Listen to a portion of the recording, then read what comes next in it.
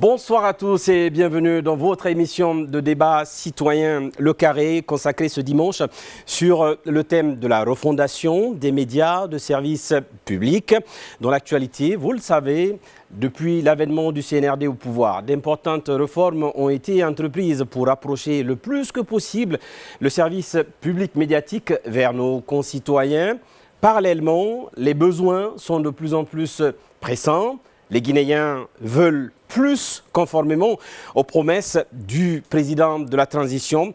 Pour en parler, nous recevons aujourd'hui la ministre de l'Information et de la Communication, Aminata Kaba, précédemment ministre des Postes et Télécommunications. Avec elle, vous allez le voir, nous parlerons des réformes dans le secteur de l'information et de la communication, mais aussi des médias de service public, ainsi que de la semaine nationale des médias, des métiers de l'information et de la communication. Mesdames et messieurs, je vous prie d'accueillir Aminata Kaba, ministre de l'Information et de la Communication. Bonsoir, Madame la ministre. Bonsoir. Merci d'avoir répondu à notre invitation, malgré votre emploi du temps très chargé. C'est moi qui vous remercie. Nous avons dans cette salle des étudiants de l'Institut supérieur de l'information et de la communication de Kountia qui souhaitent vous entretenir pour des éclaircissements sur la politique du gouvernement dans le secteur de l'information et de la communication, mais pas que, je suis sûr. Avant cela, nous avons aussi avec nous, nous avons fait inviter des spécialistes en matière de communication, mais aussi d'économie. Oui, madame, nous parlerons d'économie puisque aujourd'hui, le monde ne peut se passer de ce secteur. Avec donc nos spécialistes, vous discuterez des réformes et du modèle économique des médias de service public. Mais avant, et c'est une tradition dans cette émission, nous avons préparé, et j'espère que nous serons vraiment fidèles à votre parcours, un petit commentaire qui revient sur votre parcours. Ne vous en faites pas, on n'est pas allé plus loin que ce que vous nous avez autorisé. Du côté de la technique, on va aller voir ça. Je ne sais pas qu'est-ce que ça va faire à Madame la ministre, mais en tout cas, on aura sa réaction juste après. Depuis le 20 août 2022, Aminata Kaba. Et voilà, de retour donc sur ce plateau après cette présentation. Aminata Kaba, première impression déjà sur ce parcours. Déjà, merci de me recevoir sur ce plateau. Merci à tout le public d'être présent. Déjà, j'aimerais commencer mes propos par remercier le chef de l'État, son Excellence le colonel Mamadi Doumbouya, également le chef du gouvernement, Dr Bernard Gomo, qui ont vraiment cru en moi et m'ont nommé consécutivement à ces deux postes. Ouais. Et donc pour moi, je ne suis pas la seule Guinéenne experte en télécommunication, mais je pense que cette confiance déjà m'honore et j'espère être à la hauteur jusqu'à date et en tout cas je mettrai tout en œuvre pour continuer à mériter cette confiance. Déjà je suis très étonnée qu'on n'ait mis que des photos parce que très souvent on suppose que je ne souris pas et là je vois que j'ai que des photos où je souris donc du coup ça me fait sourire. Je vous avoue que la sélection n'a pas été simple. Ah ça j'imagine. Donc oui, je pense que c'est un portrait assez correct qui a été fait. Pour moi, ce qui est très important, c'est me présenter déjà en tant que mère de famille, épouse. J'ai 3 enfants et j'ai un bébé de 10 mois. Donc pour moi, c'est quelque chose qui est assez important à signaler, surtout lorsqu'on fait une carrière politique. Une femme de carrière, ce n'est pas évident de gérer le ménage et les fonctions, les hautes fonctions surtout. Oui.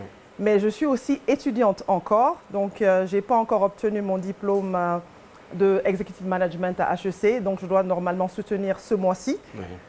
Et donc c'est comme pour vous dire que c'est important que la formation soit au centre de nos priorités, parce qu'on n'arrive pas où on est par hasard. Très souvent, les gens pensent que c'est quelque chose de facile, mais pour moi, tout ce qui est facile n'a pas de consistance. Oui. Si on veut vraiment la pérennité, il faut vraiment travailler dur pour être où on est et surtout continuer à se former pour rester dans la compétition. Donc voilà un peu ce que je voulais dire, mais en tout cas, merci pour ce joli portrait. Très bien. Voilà qui nous a permis de faire un peu plus connaissance avec vous. À présent, nous allons entrer dans le vif du sujet. Vous avez donc hérité de ce département de l'information et de la communication. Mais avant, vous étiez au ministère des Postes et Télécommunications. En tant que femme, un gros challenge. Vous héritez d'un département, on va dire, problématique, s'agissant de l'information et de la communication. Comment vous décrirez ce département aujourd'hui?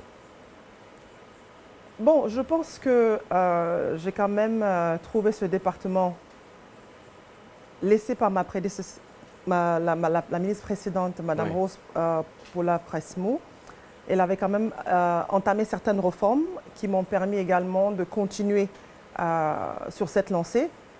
Donc, il y a eu plusieurs réformes aujourd'hui qui rentrent en ligne droite avec la refondation de l'État, notamment les réformes sur le plan institutionnel, sur le plan des ressources humaines, les réformes infrastructurelles et en termes d'équipement. Donc, c'est vraiment de vastes chantiers qui sont déjà entamés et le travail est assez long parce que déjà, il faut comprendre que l'administration publique et la gestion privée sont deux choses complètement différentes. Il y a tout un processus qu'il faut pouvoir suivre et cela fait que parfois, rien que lorsqu'on prend les procédures d'appel d'offres qui prennent entre 3 à 6 mois en fonction du type d'appel d'offres. Donc, quand je dis 3 à 6 mois, du lancement, de la préparation des appels d'offres au lancement et ensuite au recrutement, à la signature finalement des contrats, cela peut être assez long, mais au moins ça a le mérite de pouvoir respecter une certaine éthique administrative qui est réellement nécessaire en cette période de refondation. Donc, si vous permettez, je vais quand même regarder mes notes parce que je ne suis pas quelqu'un qui apprend par cœur. Hein. Je ne suis vraiment pas dans ce genre-là. Et c'est tout ce que nous souhaitons. C'est tout ce que nous souhaitons. C'est vraiment ce caractère naturel à la fois de ce que vous vivez au sein de ce département qui, je rappelle, est aussi important. L'information, c'est, disons, le nerf de la guerre, à côté de l'argent en tout cas. Je pense que c'est vrai qu'on aime bien dire que l'information, c'est le 4e pouvoir, mais moi, je dirais que c'est le premier pouvoir. Parce que sans information et sans la façon de communiquer, je pense que tout ce que l'on fait ne sera pas visible. Et en général, les gens peuvent se servir du fait qu'on n'est pas présent sur la scène médiatique, où on ne communique pas assez, pour non seulement dire des choses qui ne sont pas forcément vraies, mais aussi ça va inhiber en fait tous les efforts qui sont en cours par ce gouvernement de transition. Et je pense que c'est un des reproches qu'on me fait très souvent, que je ne communique pas assez. Donc je peux vous dire que c'est quand même une prouesse de m'inviter sur ce plateau et je sais que vous avez dû réellement batailler très dur, mais je pense qu'à un moment, il faut vraiment sortir de sa zone de confort et essayer de... Parce qu'il ne s'agit pas de moi. Donc, moi, peut-être, j'aime pas trop communiquer, mais je pense qu'en tant que ministre de l'Information, il est de mon rôle de mettre en avant les actions du gouvernement parce que quand même, ma fonction, elle est avant tout politique. Et ma fonction est tellement importante que si je n'essaye pas d'expliquer à la nation toutes les réformes qui sont en cours, non seulement au sein de mon département, mais mettre également en lumière les réformes en cours au sein des autres départements sectoriels et les réformes enclenchées par le président de la transition et le CNRD, je pense qu'on passe à côté de la plaque. Donc, il est important que les outils que j'ai à ma disposition, non seulement les services de médias publics, mais également le secteur privé, parce que je tiens à le rappeler, je suis ministre de l'Information et de la Communication, qui regroupe tous les médias publics et privés, les agences de communication et les régies publicitaires. Dans votre département, vous avez des directions qui ont aussi, en fonction de votre lettre de mission, des objectifs que vous leur avez assignés. Tout à fait. Je le notais tout à l'heure, le Guinéen a des besoins, le Guinéen souhaite se rapprocher le plus que possible de l'information et le Guinéen souhaite que l'information se rapproche le plus que possible de sa maison, de son vécu, de sa situation quotidienne.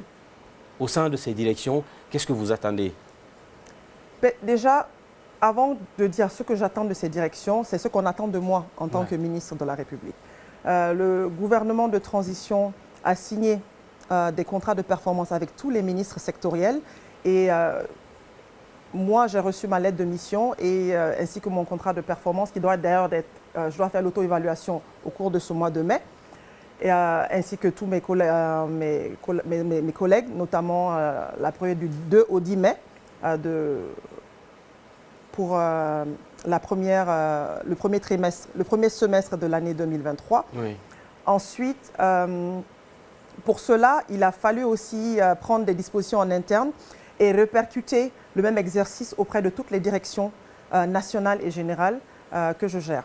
Donc notamment et également les services rattachés. Donc les services rattachés, un peu, les gens pensent que la RTG par exemple c'est une direction nationale, une direction générale, ou Auréa, non, ce sont des services rattachés qui aujourd'hui fonctionnent comme des directions, mais qui ont encore le statut de service rattaché.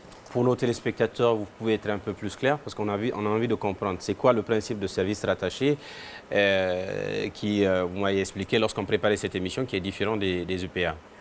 Les services rattachés, ça veut dire qu'ils fonctionnent comme des services autonomes, entre guillemets, mais ils relèvent du fonctionnement du département. Ce qui n'est pas aujourd'hui très évident. Cette autonomie, c'est aussi sur les questions budgétaires, c'est ça? Je ne dirais pas comme ça. La différence des services rattachés, le budget des services se trouve sur le budget national du département. Mais leur fonctionnement est un peu plus indépendant dans la mesure où ils ont des signatures sur leur compte pour permettre leur fonctionnement au quotidien. Donc c'est ça le principe des services rattachés. Donc cela n'est pas assez efficient, d'où la raison pour laquelle il m'a été demandé de revoir le modèle économique de ces services rattachés pour pouvoir les rendre plus professionnels, plus autonomes, également avoir une meilleure transparence de gestion administrative de ces services rattachés pour qu'ils soient aussi compétitifs que les autres services de médias privés de la place. Lorsqu'on est en train de préparer également cette émission, nous avons beaucoup discuté de l'utilité, de l'importance de rapprocher le plus que possible l'information et la communication de nos concitoyens. Beaucoup aujourd'hui de Guinéens n'ont pas accès aux médias de service public à l'intérieur du pays. Quand je parle de l'intérieur du pays, je ne parle pas de Kindiaville, de Faranaville, de Kankanville. Je parle de nos concitoyens qui se trouvent dans les hameaux, dans les faubourgs, qui n'ont pas accès ni à la télévision, ni à la radio. Qu'est-ce qui est prévu au sein de votre département pour cela? Merci pour la question. Je tiens à vous rassurer que nous avons hérité quand même de services publics dans un état assez critique. Dans le sens où vous venez de le rappeler, aujourd'hui, dans la majorité des sous-préfectures et des préfectures, les services de radio et de télévision nationaux ne fonctionnent pas, notamment la RTG. Concernant la radio rurale, c'est autre chose. Et très souvent, lorsqu'on parle de radio, les gens sont tout le temps focalisés sur la RTG. Alors qu'aujourd'hui, les radios communautaires sont les radios de proximité qui sont justement qui assurent une couverture des différentes préfectures de la Guinée. Donc les radios rurales aujourd'hui sont présentes dans 35 préfectures et la majorité aujourd'hui sont fonctionnelles. Avec un service continu? Tous ne fonctionnent pas sur 24 heures. La majorité fonctionne au moins jusqu'à minuit et certains sur une plage horaire assez définie. Oui. Il faut comprendre en général que dans les communautés, dans les hameaux ou dans les zones reculées, les gens ont un planning de vie assez différent des zones urbaines. Notamment, c'est des gens qui se réveillent très tôt, qui vont au champ, à 4 heures, 5 heures, ils sont déjà debout. Et ensuite, ils vont au champ et très souvent, leur temps d'écoute, c'est vraiment les plages horaires qui se déroulent entre en général 6 heures, 8 heures, 10 heures. C'est vraiment en ce moment qu'ils ont le temps d'écouter. Dans la journée, oui, mais pas très souvent parce que les gens passent la journée au champ encore et ils rentrent le soir. Et le mode de vie de nos concitoyens en zone rurale, très souvent, à partir de 19h, 20h, après le crépuscule, tout le monde rentre se coucher. Donc, et ce n'est pas forcément des gens non plus qui écoutent la musique en tant que telle. Ils sont beaucoup plus intéressés par des problèmes de société ou qui les touchent directement. Donc vraiment les centres d'intérêt. C'est pour ça que les grilles de programme de ces radios rurales varient d'une zone à une autre. Il y a des grilles qui sont communes, mais il y en a beaucoup qui sont adaptées à la communauté dans laquelle elles se trouvent. Donc vous pouvez même avoir une même région, une même zone administrative qui a plusieurs radios rurales, mais dont le fonctionnement ou la grille des programmes varie en fonction de la localité.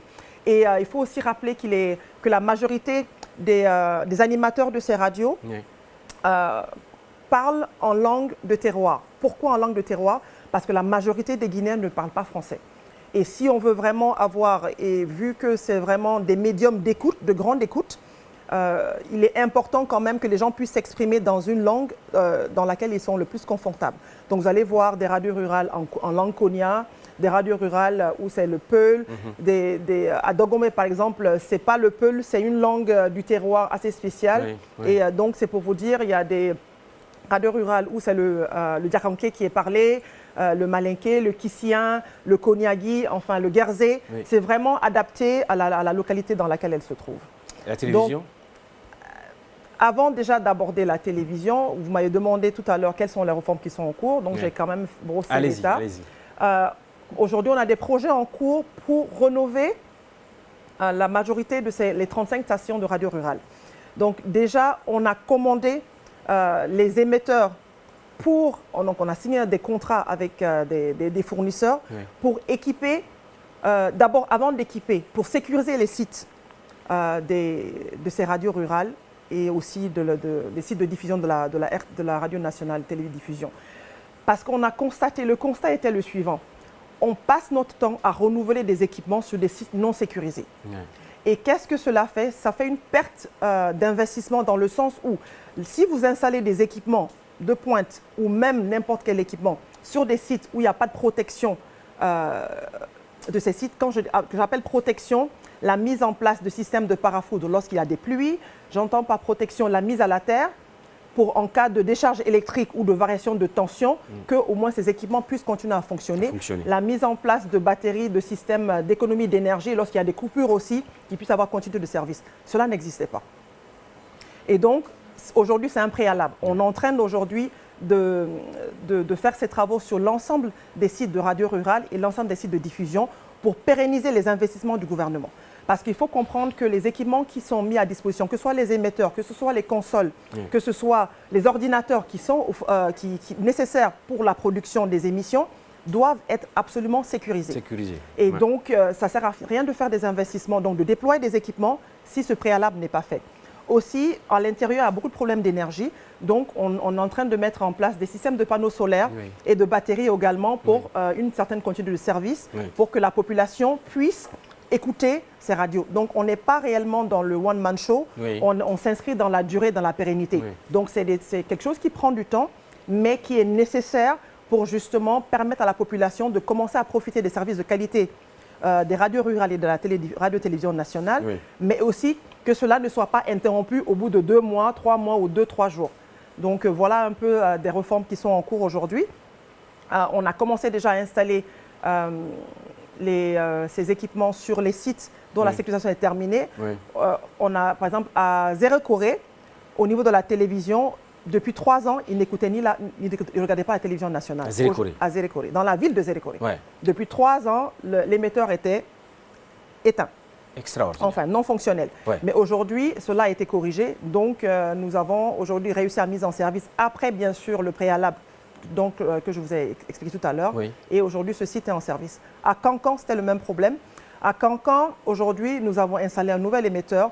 Mais comme les travaux de sécurisation ne sont pas encore terminés, nous avons demandé à ce que les équipements ne soient pas branchés pour éviter justement des problèmes de tension. Parce que nous avons perdu au niveau de la radio rurale de Cancan, par exemple, un site, un émetteur, parce qu'il y a eu une variation de courant qui, malheureusement, a endommagé cet émetteur-là. Donc, on essaie maintenant vraiment de prendre toutes les mesures et dispositions nécessaires pour assurer un certain professionnalisme en sécurisant les équipements que nous installons.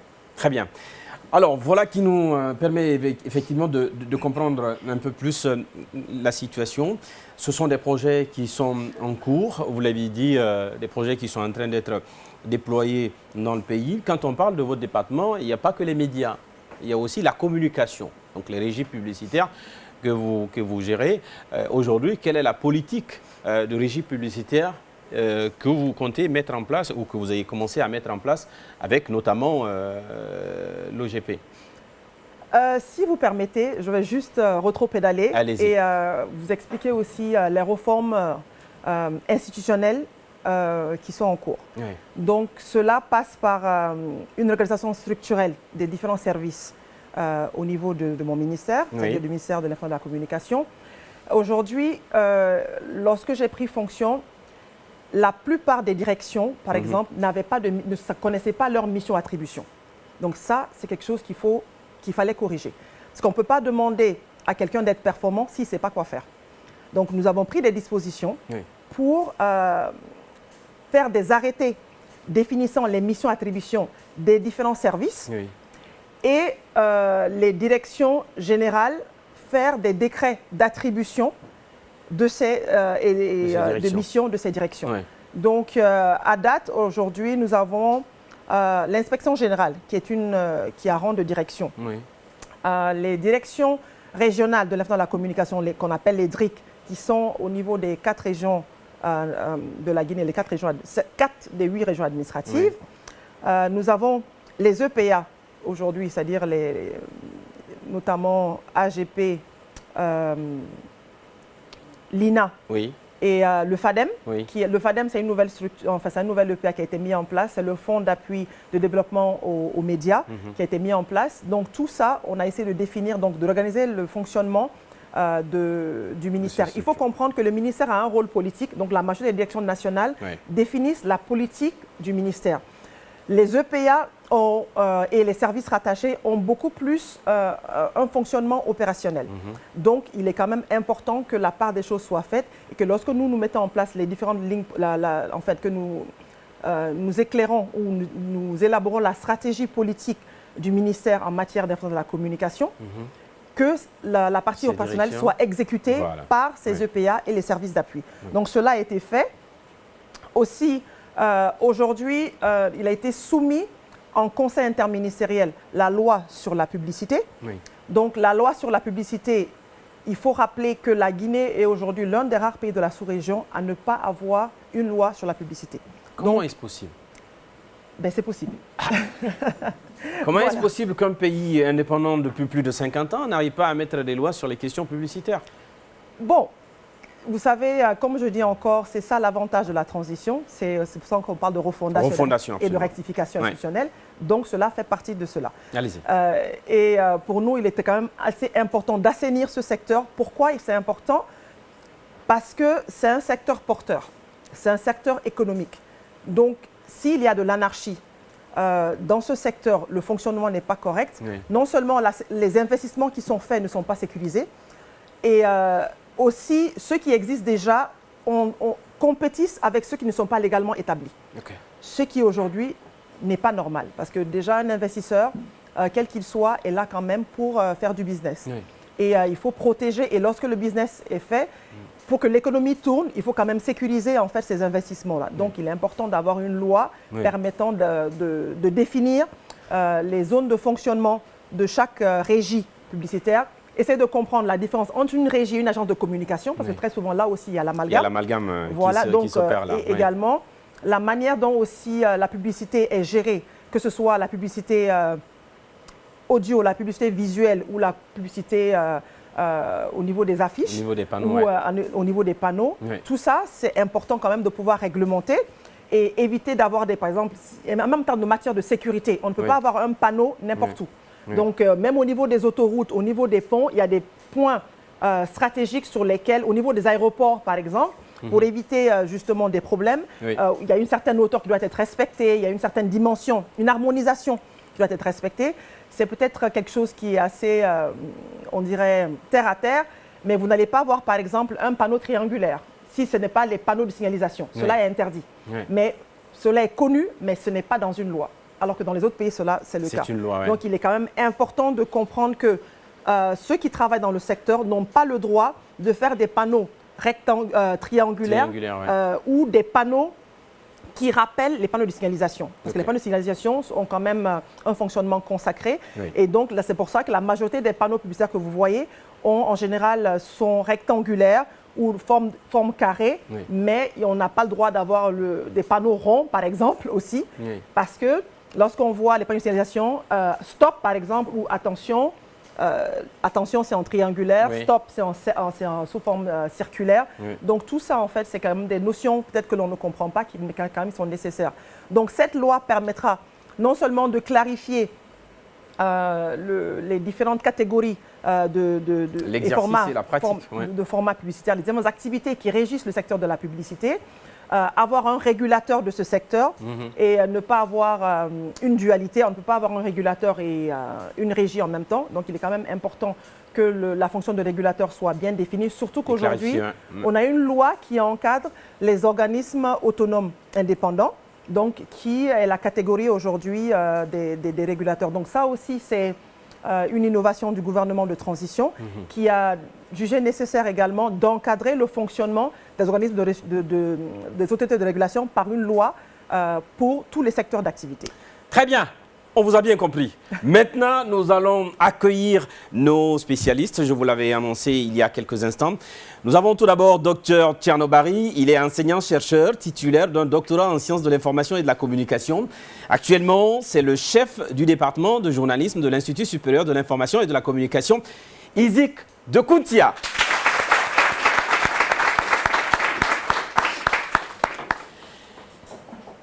Lui, c'est un habitué de cette émission et finalement, peut-être que ma place même risque d'être menacée par lui bientôt. J'espère qu'on ne va pas arriver là. C'est Mohamed Camara, économiste, consultant au cabinet conseil Mocam Consulting. Mohamed, comment ça va? Ça va. Nouvelle émission, nouveau invité. Oui. Comment est-ce que tu perçois déjà notre invité? Très bien, j'ai suivi. Je remercie Madame la ministre pour l'exposé des réformes de ce secteur. Ouais. En comment on dit aujourd'hui, qui contrôle l'information contrôle tout. Ouais. Il ne sert à rien de mener des réformes tambour battant que nous voyons dans tous les secteurs. Ouais. S'il n'y a pas de visibilité, s'il n'y a pas de communication. Ouais. Quand vous menez une réforme, la réforme doit être expliquée. On est dans un pays où la rumeur prend le dessus sur la réalité. Et c'est pourquoi on les invite ici pour qu'ils viennent nous expliquer toutes les réformes qui sont en train d'être mises en place. Voilà. Donc, tu vas me permettre de passer aussi la parole à Dr Tierno Barry de l'ISIC qui est venu avec beaucoup d'étudiants juste derrière lui que je vous prie d'applaudir. Applaudissez quand même pour cette université qui forme aujourd'hui assez de jeunes, de professionnels dans les métiers de l'information et de la communication. Beaucoup de défis, j'imagine, et qu'on pourra bientôt en parler au cours d'une émission ici dans le Carré. Docteur Tierno, qu'est-ce que ça vous fait déjà d'être là? Beaucoup de plaisir de discuter, surtout avec Madame la ministre, que j'ai eu l'occasion justement d'échanger avec elle dans un atelier au Niger et l'écouter sur toutes les réformes qui sont mises en œuvre justement au niveau de son ministère est tout à fait extraordinaire pour moi. C'est très intéressant d'assister à ça avec justement mes étudiants. On a beaucoup de questions à vous poser. C'est l'objectif de cette émission, c'est pourquoi nous avons fait inviter des étudiants. Demain, peut-être certaines parmi vous vont se retrouver à des postes de responsabilité et pourquoi pas à des postes ministériels. C'est le moment d'apprendre à dialoguer avec les personnes détentrices du pouvoir public. Ouais. Nous vous avons invité pour pouvoir discuter avec notre invité, vous les spécialistes, Mohamed sur les questions économiques et vous, Dr Tierno, sur les questions de l'information mais aussi de la communication. À tous les deux, je m'efface, je vous donne la parole à celui qui veut bien sûr la prendre. Alors, je voudrais commencer, Madame la ministre, vous avez commencé votre propos par rappeler cette philosophie justement de la transition qui est la refondation de l'État.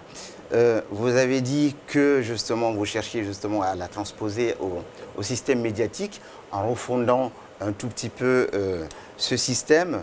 Vos réformes ont porté sur la qualification des ressources humaines, la qualification des structures médiatiques étatiques par l'équipement de certains. Et toutes les réformes institutionnelles aussi que vous avez citées au passage. Je me pose la question sur les contenus. Quid justement des contenus? Qu'est-ce que vous menez actuellement en termes de réformes pour la qualification des contenus, mais aussi pour l'appropriation de ces équipements?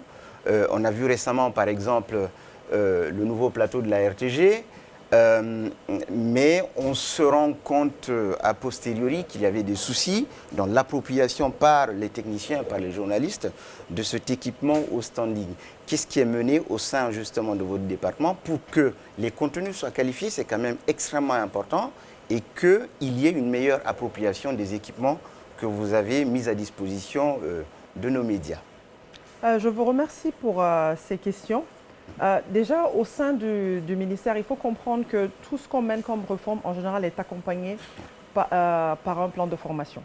Donc, si je prends la mise à disposition du nouveau plateau de la RTG, quand on dit plateau, c'est pas, je pense que ça, c'est quelque chose qu'il faut quand même clarifier.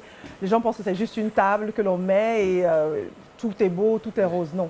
Quand on parle de plateau télévision, il faut quand même parler de tout ce qui est équipement qui est derrière. Donc, on a quand même mis en place une régie numérique. On a changé le nodal qui était analogique, aussi qu'on a numérisé, et avec tous les équipements de production qui vont avec. Et le processus a été quand même pris du temps parce que ça a quand même duré plus de 3 mois. Et les prestataires qui nous ont accompagnés dans ce processus ont quand même pris le soin d'associer le personnel dans tout le processus en les formant, en les invitant au niveau de l'installation des équipements. Après l'installation, il y a eu plusieurs formations. Il y a eu d'abord une formation au centre de formation de perfectionnement, la partie théorique pour non seulement les présentateurs télé, mais également pour les cadreurs et aussi pour les techniciens pour la prise en main de ces équipements-là. Donc, pareil aussi pour la régie et le nodal. Cela également, il y a une formation, un accompagnement qui a été fait pour la qualification, la prise en main en fait, effective de ces équipements. Mais vous savez que tout prend du temps. Et c'est un processus. C'est des équipements de dernière génération que les gens n'ont pas l'habitude d'utiliser. Et parfois, les gens aussi ont le complexe de dire « je n'ai pas compris ». Et donc, parfois, il est tout à fait compréhensible qu'il y ait certains couacs, on va dire ça comme ça, parce que soit parce qu'il y a un problème de réorganisation, et donc là, on est en train de travailler dessus. Donc, quand je parlais de réforme, cela fait partie des réformes où il faut absolument réorganiser les services de médias publics pour la prise en main. Aujourd'hui, nous avons des services de médias publics qui n'ont aucune procédure en place. Et sans procédure, c'est quand même assez compliqué de faire une gestion efficiente et effective. Je m'explique. Si, par exemple, la prise en main, on ne sait pas quelle est l'équipe qui s'occupe du nodal, que l'équipe soit bien définie avec des job descriptions, c'est-à-dire des profils bien explicatifs en fonction de leur profil et de leurs compétences.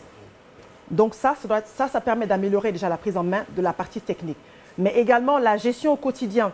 Quelle est l'équipe aujourd'hui qui est en place?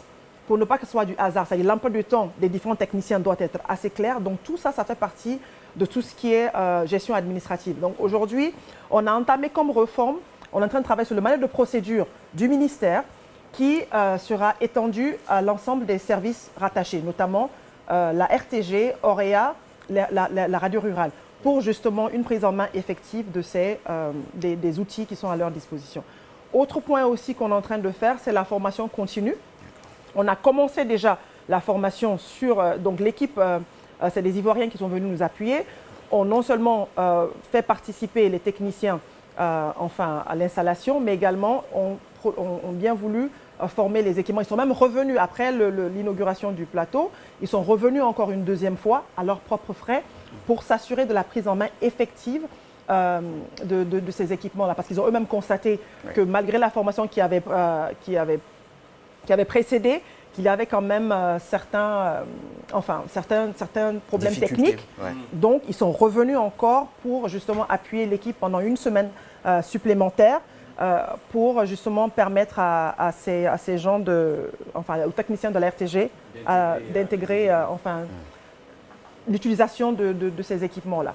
Et il faut comprendre aussi que la majorité, parce que ça c'est un problème qu'il faut signaler, on a un cours de renouvellement des différents équipements de la RTG, notamment le matériel de production, c'est-à-dire les caméras. Aujourd'hui, la régie et le nodal sont en numérique. L'émetteur de la RTG est en numérique, donc ça fait depuis un certain moment. Mais le problème, c'était qu'on émettait en numérique, on transformait le signal numérique en analogique pour faire la diffusion. Donc, d'où la dégradation de la qualité de l'image. Aujourd'hui, on a changé ça. Le modèle, aujourd'hui, est en haute définition. Encore, les équipements, la majorité des équipements utilisés, les caméras et autres matériels, les caméramans enregistrent en standard définition. Ce qui n'est pas le même nombre de pixels, ce qui n'est pas le même nombre, la qualité est complètement différente. Donc, est-ce que vous voulez dire que la RTG aujourd'hui, ce n'est pas le 4K qui est utilisé par exemple pour les images? pas tous, pas par tout le monde. Ça, c'est un problème. Voilà, c'est pas par tout le monde. Il y a des caméras 4K, mais il y en a d'autres qui ne le sont pas. Ouais. Donc, lorsque les gens enregistrent des émissions en standard définition pour un modèle qui est en haute définition, Ouais. tout de suite, ils sont obligés de rechanger le format. Donc, du coup, soit il y a un problème au niveau de l'alignement même des émissions. Donc, vous allez voir un décalage entre le son et les images. C'est un problème d'alignement. Ouais. Ça, c'est... voilà. Donc, cela relève... c'est un problème qu'on a constaté qu'il va falloir corriger.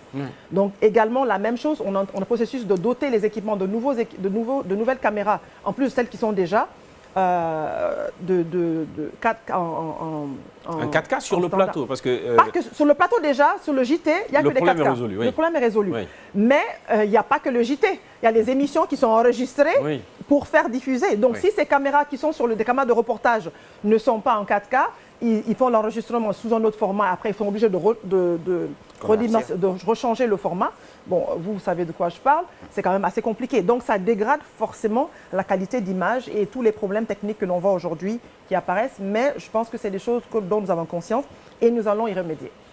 Le contenu, il a parlé du contenu. Oui, pareil. Aujourd'hui, le service des programmes, il faut aussi l'adapter aux besoins de nos concitoyens. Les gens veulent autre chose que ce qu'on a l'habitude de leur présenter. Tout à fait. Les gens veulent voir plus que ce que le gouvernement est en train de faire. On a plutôt l'impression que la RTG, c'est le média d'abord du gouvernement.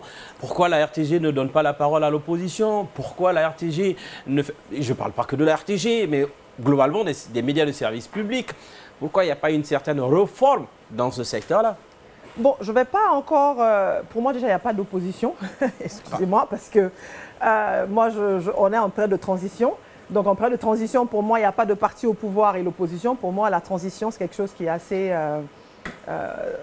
comme le nom le dit, si, c'est madame, une période... il y a l'opposition quand même. Il y a le FNDC, certes que la structure a été dissoute. Il y a aussi l'UFDG aujourd'hui qui n'est pas en sainteté avec le gouvernement. Il y a l'UFR, il y a tous ces partis politiques. Même si ce n'est pas le débat, il y a quand même... Je préfère le terme parti politique.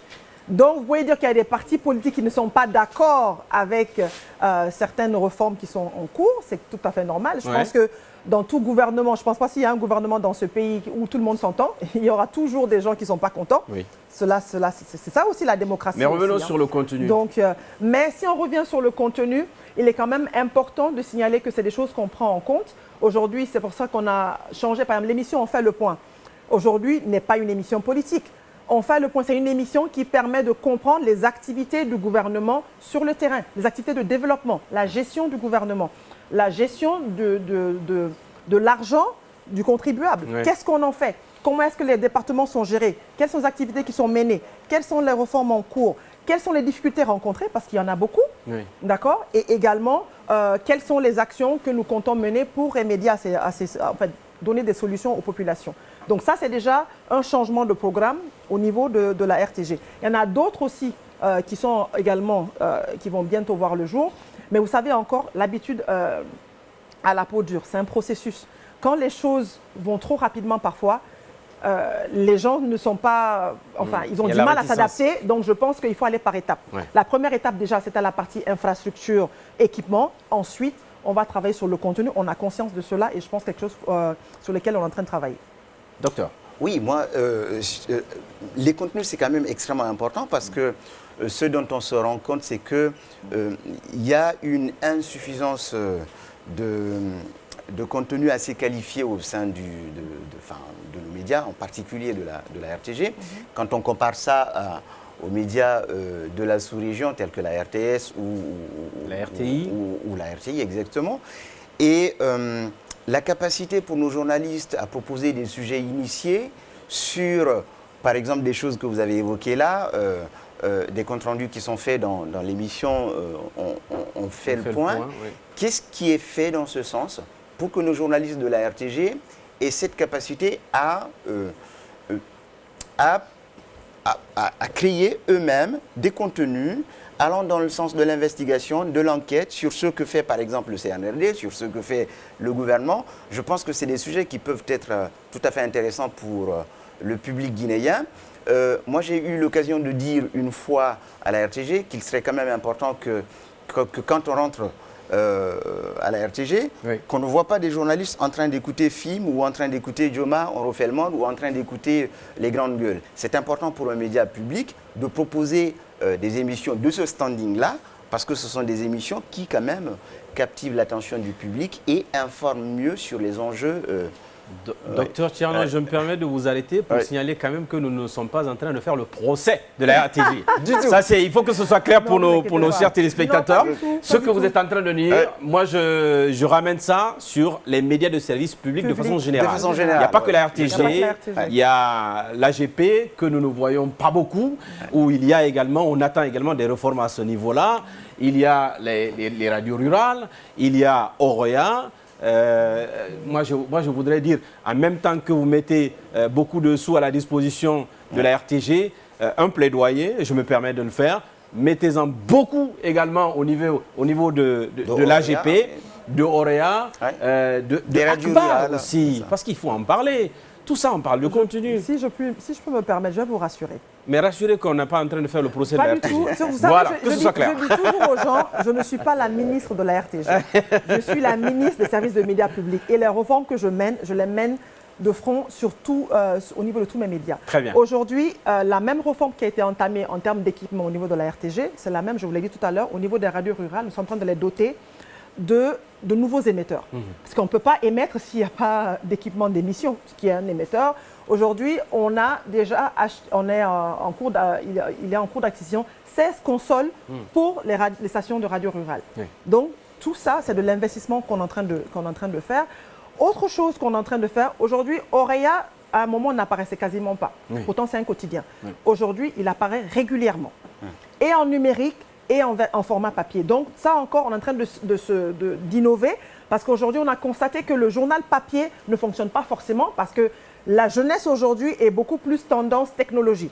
Donc il faut se réadapter et je pense que ce n'est pas que Oroya. Tous les médias aujourd'hui, papier, enfin les médias, la presse écrite, aujourd'hui a une version électronique. Donc ça, c'est quand même quelque chose qu'il faut saluer. Donc Oroya est en train de se refaire une peau neuve. Son siège est en cours de rénovation. Oui. Donc ça encore, parce qu'il faut quand même, il est important de signaler qu'il faut améliorer les conditions de travail du personnel. Aujourd'hui, on est en train de les doter de moyens logistiques. Donc on a déjà acheté des motos et il y a d'autres équipements qui sont en cours, notamment le matériel de travail, ordinateur, imprimante. On est en train de penser à l'archivage même. Une imprimerie en vue? Une imprimerie en vue, je préfère ne pas annoncer. Vous savez, moi je préfère qu'on fasse du concret. L'exclusivité quand même au carré. Mais non, l'exclusivité, c'est les médias d'abord. Je suis quand même. Très bien. L'exclusivité d'abord, voilà. Donc, c'est quand même, on a des réformes en cours à ce niveau-là. Au niveau de l'AGP, pareil, nous avons quand même... il faut comprendre que ce soit AGP, que ce soit l'INA, ils ont des fonctionnements un peu spécifiques parce que ce sont des EPA. Donc, ils ont un budget de fonctionnement qui existe et il y a des investissements, il y a un contrat programme qui va bientôt être signé entre le ministère et ces EPA-là pour leur expliquer, enfin pour dérouler nous notre politique et qu'eux puissent mettre en œuvre. Et à ce niveau, déjà au niveau de l'AGP, il y a quand même une certaine réforme au niveau de leur site web. Et il faut comprendre aussi que l'AGP aussi sert de correspondant à l'intérieur du pays pour la RTG. Donc il y a quand même une certaine synergie d'action entre le personnel, parce qu'il n'y a pas assez de personnel sur le terrain au niveau de certains médias, donc on essaie de travailler. Donc l'AGP aussi, et on est en train de les doter de nouvelles caméras, de nouveaux équipements et matériels informatiques, de moyens logistiques. Il y a eu, l'année dernière, l'AGP a quand même donné à son personnel un certain nombre de motos, un certain nombre d'ordinateurs, de dictaphones et enfin tout le matériel nécessaire pour le fonctionnement de ce média, oui. Mais aussi la formation des GRI.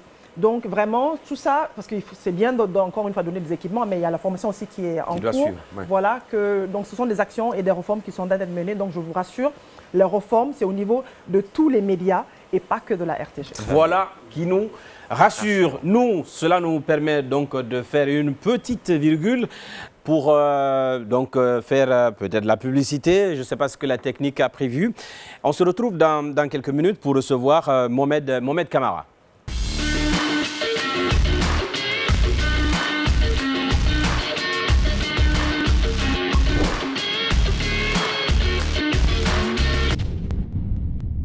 Et voilà, de retour sur ce plateau du Carré consacré aujourd'hui, vous l'avez compris, au ministère de l'Information et de la Communication.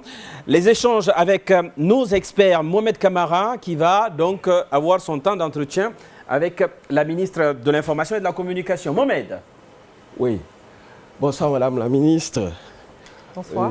Heureux d'être en face de vous. Je vais vous poser trois questions. Une question d'ordre légal, question d'ordre ressources humaines et enfin une question d'ordre économique. D'ordre légal, la Guinée s'est dotée d'une loi portant droit d'accès à l'information. En tant que consultant, il m'arrive régulièrement de demander des documents officiels. Est-ce que le ministère de l'Information, en collaboration avec les autres ministères, peut mettre en place un portail où on peut avoir accès à des lois, à des décrets, à des instructions, des différentes décisions, là où on peut les retrouver. Parce que les scientifiques, même ces étudiants-là, ils vous demandent souvent, attendez tel décret, numéro qu'on ne trouve pas. Vous allez au secrétariat général du gouvernement, vous ne trouvez pas. Alors que cette loi oblige chaque institution à avoir un focal qui doit communiquer l'information publique. Et nous, citoyens, avons droit à cela. Généralement, je suis chercheur dans les domaines de l'économie. Vous avez besoin des documents annexes du budget, vous ne les avez pas. Vous n'avez que le document principal sur le site du ministère des Finances. Et comme vous êtes le coordonnateur de l'information au niveau de l'État, est-ce que dans votre politique de réforme, de refondation, parce que pour moi, la transparence est sacrée. La vertu que vous prônez, la moralisation de la vie publique, ne passe que par la transparence. S'il n'y a pas de transparence dans la gestion de l'État, bon, vous ferez tout, mais on ne réussira pas. Donc ma question est de savoir aujourd'hui, sur le plan légal, est-ce que vous allez appliquer, faire appliquer cette loi portant droit d'accès à l'information? Vous avez parlé de Deuxième question. Vous voulez qu'elle réponde et ensuite Oui, j'avais voulu qu'elle réponde à cela, avant d'abord de continuer sur le second volet. Merci beaucoup pour cette question. C'est en fait une question assez intéressante et je pense que votre point est assez pertinent. Et moi, ce que je pourrais dire, c'est que je prends bonne note de la requête. Déjà, nous, au niveau du ministère de l'Information, on essaye quand même de mettre à disposition certaines informations, certaines lois, déjà concernant notre secteur. On est en train de mettre à jour le site web. Au passage, c'est mic.gov.gn, où on aura la majorité des lois, des arrêtés, enfin tout ce qui est les différentes lois du secteur de la communication, les différents arrêtés régissant les différents décrets, pour que les gens puissent consulter. Et je pense qu'il y a d'autres ministères qui le font, mais si ce n'est pas fait, je pense que c'est quelque chose, c'est un point à améliorer et nous prenons bonne note. Il faut aussi comprendre qu'il y a beaucoup de décrets, beaucoup de lois qui datent des régimes antérieurs qui ne sont pas forcément numérisés. Et vous savez, aujourd'hui, si la digitalisation avait commencé depuis très longtemps, je pense que tous ces éléments auraient pu être accessibles. Mais il y a beaucoup, c'est du format papier. Et après, lorsqu'ils commencent à faire la recherche, etc., l'accès est un peu compliqué.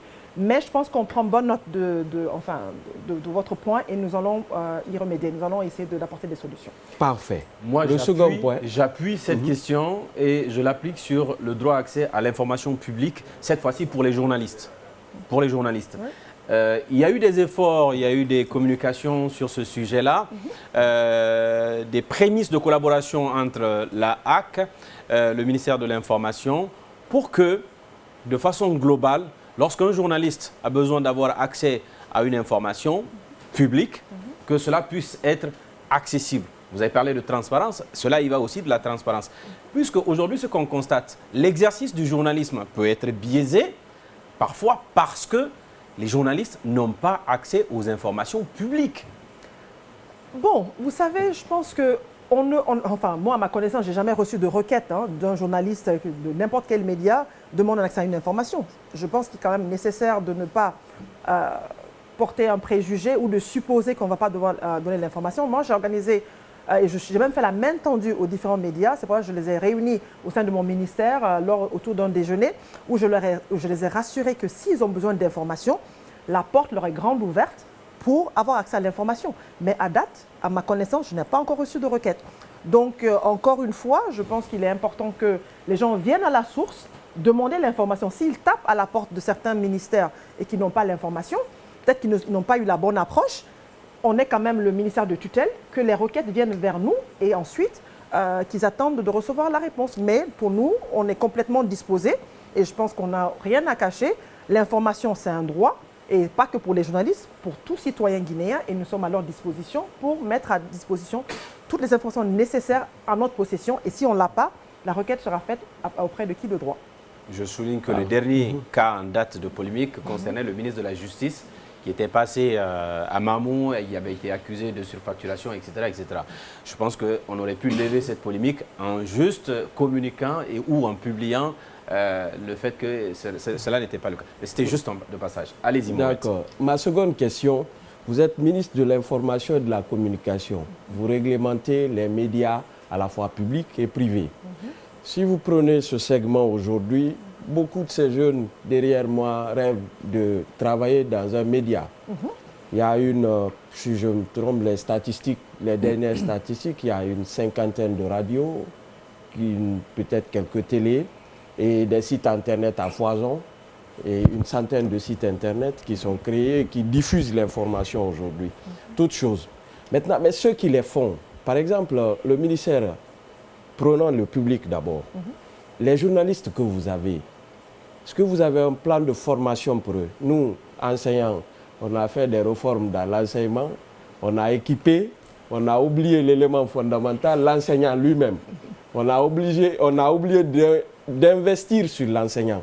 Est-ce que dans votre programme, vous avez prévu d'investir sur les journalistes, sur leur qualification en termes de capital humain, pour qu'ils aient le niveau requis de pouvoir compétir avec ces médias privés ou alors avec des médias d'autres États?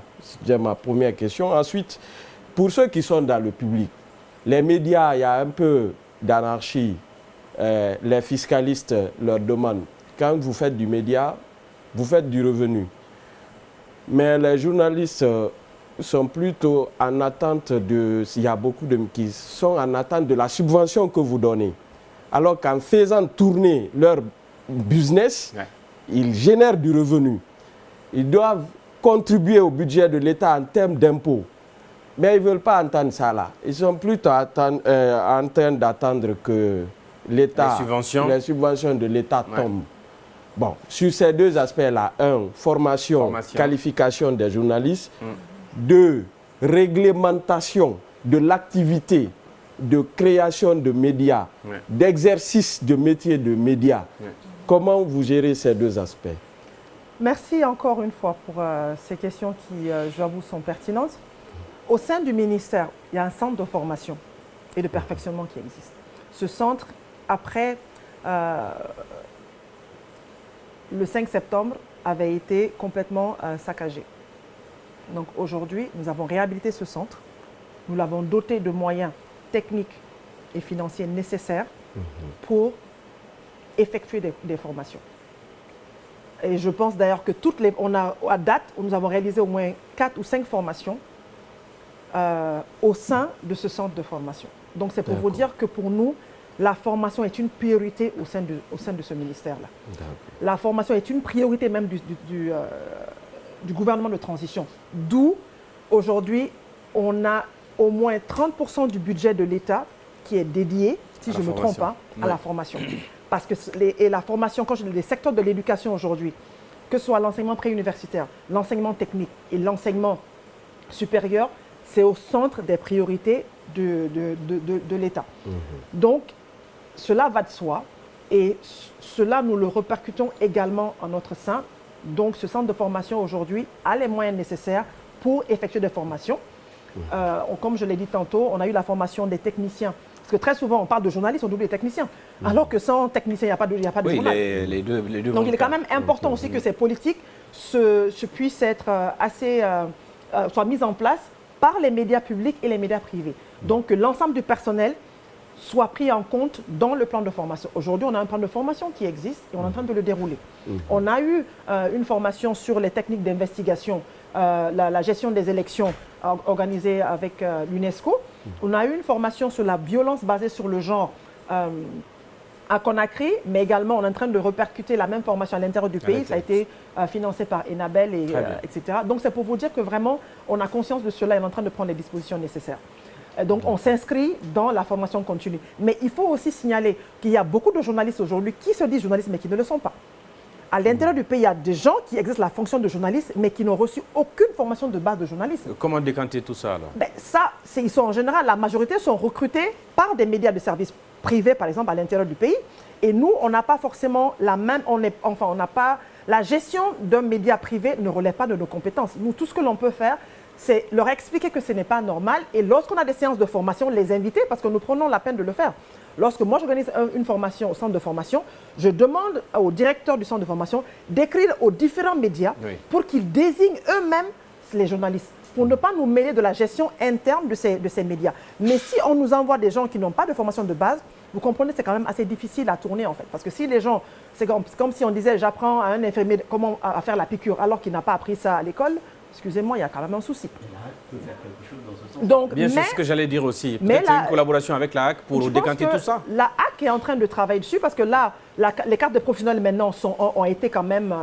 il y a eu un assainissement à ce niveau pour ne pas donner des cartes de journaliste. On va dire un début d'assainissement parce que... Oui, mais il faut... Parfois, il y a eu des cartes trafiquées aussi. Hein. Oui, mais c'est quand même un début déjà, c'est déjà pas mal. Hein. Oui. Donc, c'est mieux de commencer toute une chose de phase, qu'on aille étape par étape, que rien ne soit fait.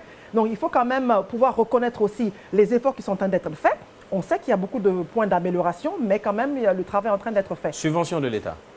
Personnellement, je suis contre. Et je vous l'avais dit déjà avant qu'on entame cette émission, moi on préparait.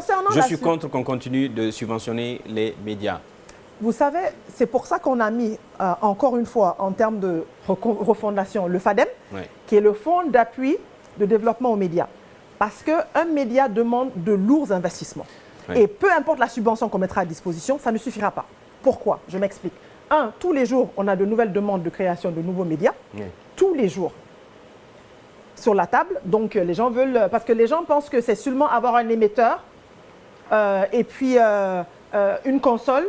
Ça, c'est pour la radio. Il suffit de cela pour commencer à lancer son média. Alors que le média, aujourd'hui, on parle de technologie de l'information. Donc, ça demande d'être à la pointe de la technologie. Donc, des investissements continus et pérennes. Et des investissements très lourds. Une caméra 4K varie de 2 000 à plus de 15 000, 30 000 euros. Une seule caméra. Donc, pareil aussi, lorsqu'on parle d'écouteurs, ce n'est pas des écouteurs pour des Game Boy, hein, c'est des écouteurs quand même professionnels, insonorisés. Mais les gens, aujourd'hui, vont prendre des écouteurs pour des consoles de maison pour les mettre dans les médias parce que ça coûte moins cher. Donc, c'est pour vous dire que c'est quelque chose qu'on comprend.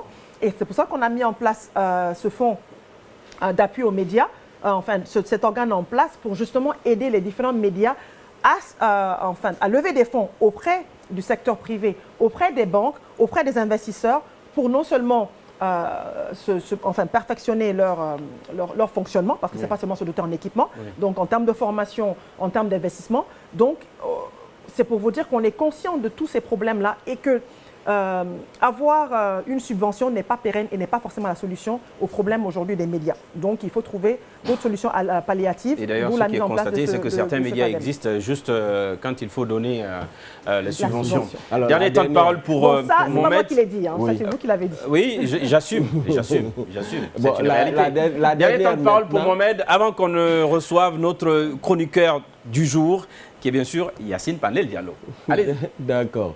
Donc la dernière, madame, c'est le modèle économique que vous voulez imprimer, non seulement aux médias d'État. Je me réjouis que vous ayez pensé à mettre en place des manuels de procédure, de transformer certains services rattachés chez vous en EPA et même en société. Pour le moment, c'est une idée, je précise. Pour le moment, c'est une idée, ce n'est pas une réalité. Ouais, il faut aller vers cela. C'est une idée. Qu'est-ce qui est une idée? Le manuel de procédure? Le manuel de procédure. Non, ce n'est pas une idée. Ça, c'est en cours. Et ça va être finalisé. Non, attention. Le manuel de procédure est en cours d'élaboration. Il doit être finalisé à la fin de ce mois de mai. Pour être mise en service. Donc le mois prochain, voilà. Maintenant, le modèle économique, on a eu un appel d'offres qui a été lancé, donc on a fini en fait tout ce qui est sélection enfin la sélection du prestataire est en cours pour justement, parce que c'est une étude qui est nécessaire. On ne sait pas aujourd'hui quel est le modèle économique. Est-ce qu'on le met en EPA? Est-ce qu'on le transforme en société? Pour cela, il faut une étude préalable qui définit en fait quel est le statut le plus approprié en fait pour ces services de médias. D'accord. Oui. Je tenais à vous poser cette question, Madame la Ministre. Oui. Sur la presse écrite, on a l'impression qu'elle se meurt.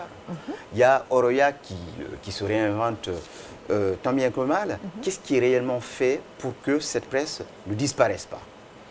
Bon, vous savez, je ne peux pas vous dire qu'est-ce qu'il faut faire.